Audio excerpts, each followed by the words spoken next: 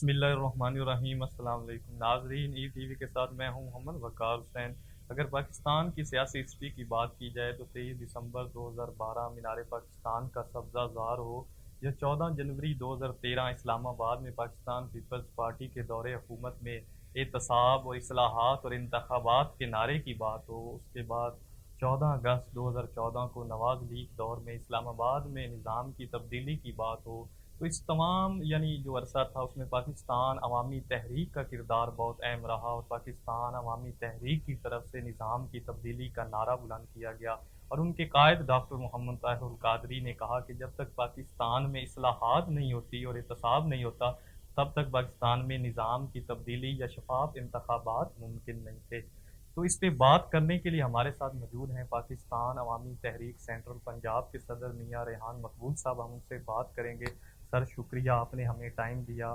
तो मियां साहब, 23 दिसंबर 2012 मीनार पाकिस्तान का जो सब्जा ज़ार था उसकी अगर बात की जाए तो वहाँ पे एक नारा बुलंद किया गया आपके कायद की तरफ से कि सियासत नहीं रियासत बचाओ।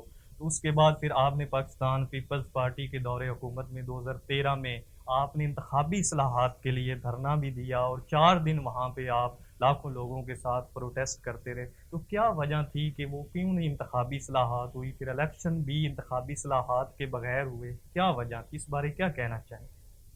बहुत शुक्रिया वकार भाई। मैं आपका शुक्रगुजार हूँ कि आपने मौका दिया। देखें, डॉक्टर ताहिरुल कादरी साहब हमेशा से एक ही बात करते हैं, और वो बात यह है कि पाकिस्तान का मौजूदा निज़ाम अवाम दुश्मन निज़ाम है। जो अच्छे लोग हैं, बाकिरदार लोग हैं, शरीफ लोग हैं, उनको उन गुंडों का गुलाम बनाता है। पाकिस्तान में निज़ाम अवाम का क्योंकि दुश्मन है, इसलिए इसमें आम आदमी किसी सूरत इक़्तिदार में नहीं पहुंच सकता। ये निज़ाम बदतरीन और बुरे से बुरे लोगों को इक़्तिदार में पहुंचाता है। मैं समझता हूँ, और डॉक्टर ताहिरुल कादरी साहब ने यही फिक्र दी, उन्होंने सियासत नहीं रियासत बचाओ का जब नारा लगाया। आज आप देख लें, 2013 की बात, 12-13 की बात है, और आज हर कोई कह रहा है कि पाकिस्तान डिफॉल्ट कर चुका है या करने वाला है। अब हमें मिल के सोचना चाहिए, पाकिस्तान को बचाने की बात करनी चाहिए।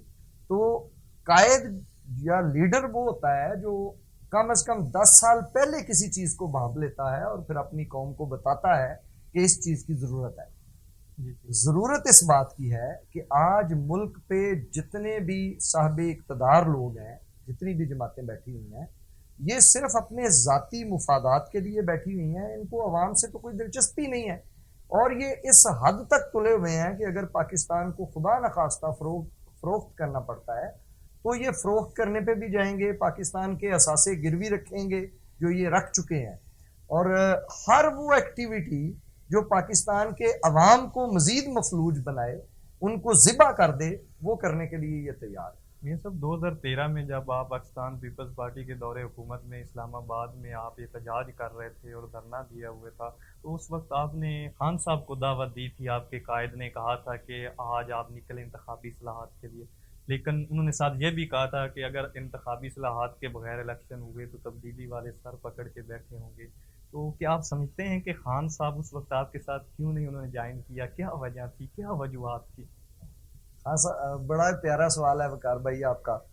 अर्ज ये है कि देखें, दो नजरिए थे, दोनों बात तब्दीली की कर रहे थे, इमरान खान साहब भी और डॉक्टर ताहिरुल कादरी साहब भी, मामूली फ़र्क के साथ।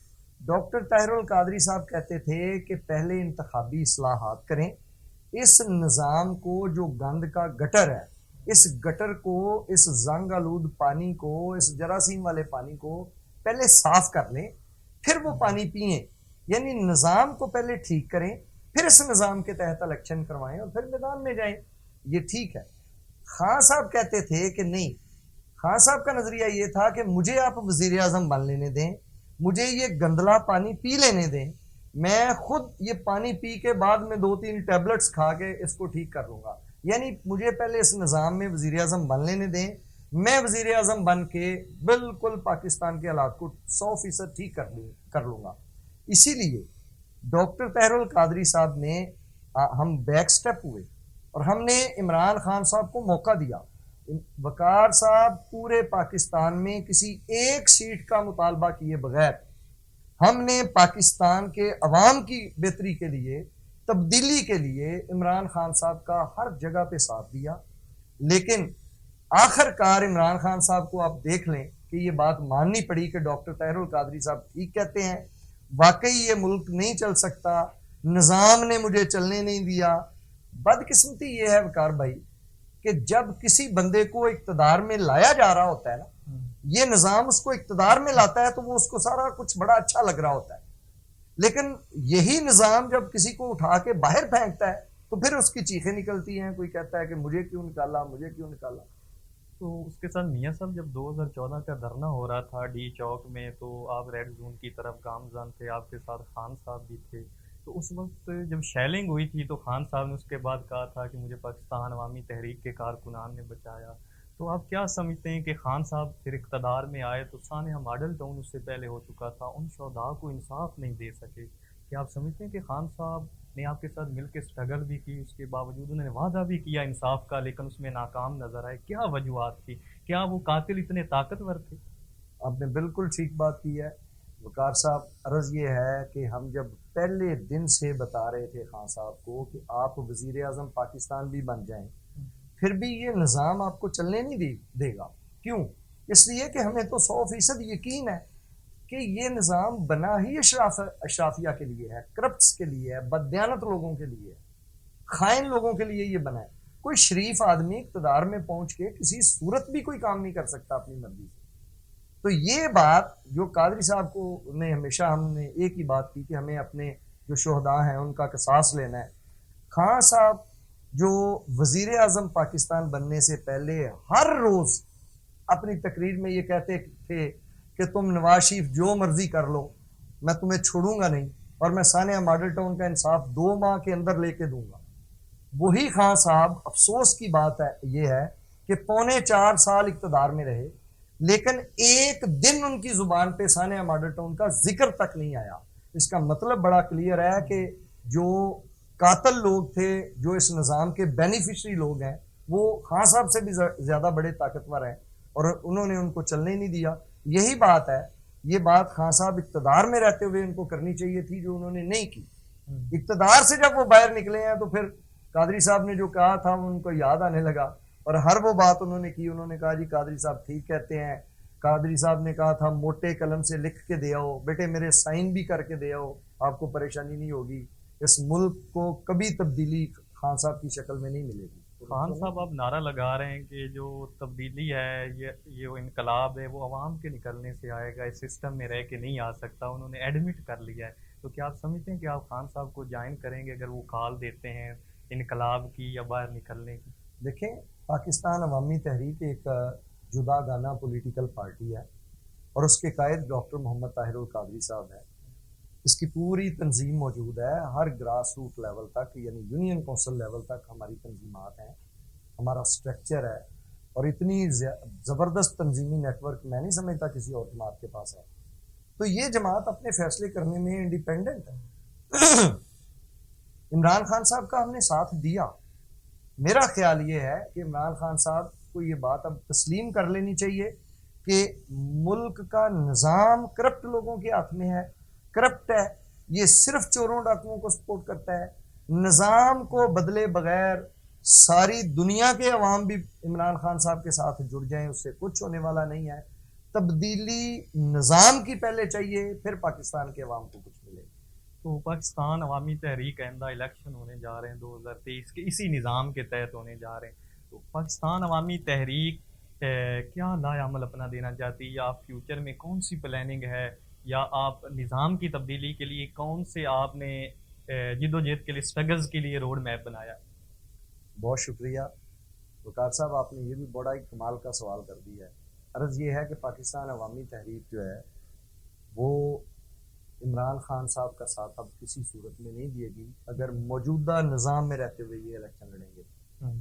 हम ये समझते हैं कि मुल्क पाकिस्तान के रोग का मदावा इंतखाब नहीं, इनकलाब, और इनकलाब लाए बगैर किसी सूरत भी कोई तब्दीली का 1% चांस भी नहीं है कि अवाम को कुछ चीज़ मिल जाए। ये जो आप इनकलाब का लफ्ज़ कह रहे हैं, ये तो नवाज शरीफ साहब भी कहते हैं कि मैं भी इनकलाब के लिए पाकिस्तान आ रहा हूँ, तो क्या समझते हैं कि मियाँ साहब भी इनकलाब के लिए स्ट्रगल कर रहे हैं? जी बेशक 40 साल उन्होंने इनकलाब के लिए स्ट्रगल किया है और वो इक़्तिदार में 40 साल रहे हैं। और आप अवाम देख सकती है कि उन्होंने क्या वो इनकलाब लेके आए हैं।